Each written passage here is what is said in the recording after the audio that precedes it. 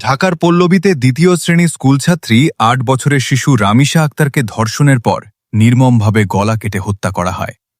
এই হত্যাকাণ্ডের মূল অভিযুক্ত প্রতিবেশী সোহেল রানা ও তার স্ত্রী স্বপ্না। ধামাচাপা দেওয়ার উদ্দেশ্যে আসামিরা নিহতের মরদেহ টুকরো করার চেষ্টা করেছিল। রামিশা তার পরিবারের সাথে পল্লবীর সেকশন ১১-এর একটি অ্যাপার্টমেন্টে থাকত এবং অভিযুক্ত সোহেল রানা ও তার স্ত্রী একই ভবনের পাশের ফ্ল্যাটে থাকতেন। রামিশার মা তাকে খুঁজতে গিয়ে পাশের ফ্ল্যাটের দরজার বাইরে মেয়ের জুতো দেখতে পান এবং দরজা নক করেন। রামিশার মা দীর্ঘক্ষণ দরজায় কড়া নাড়লেও দরজা খোলা হয়নি। পুলিশ জানায়, মূল অভিযুক্ত যখন রামিশাকে হত্যা করছিল তখন তার স্ত্রী স্বপ্না বাইরে থেকে দীর্ঘ সময় দরজা বন্ধ রেখে ঘাতককে পালিয়ে যাওয়ার সুযোগ করে দিচ্ছিলেন।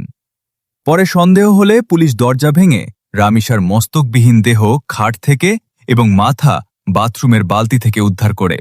ঘটনার পর ফ্ল্যাট থেকে স্বপ্নাকে আটক করা হয়। এদিকে মূল অভিযুক্ত সোহেল রানা জানলার গ্রিল কেটে পালিয়ে গেলেও তথ্য প্রযুক্তির সহায়তায় পরে তাকে নারায়ণগঞ্জ থেকে গ্রেপ্তার করা হয়।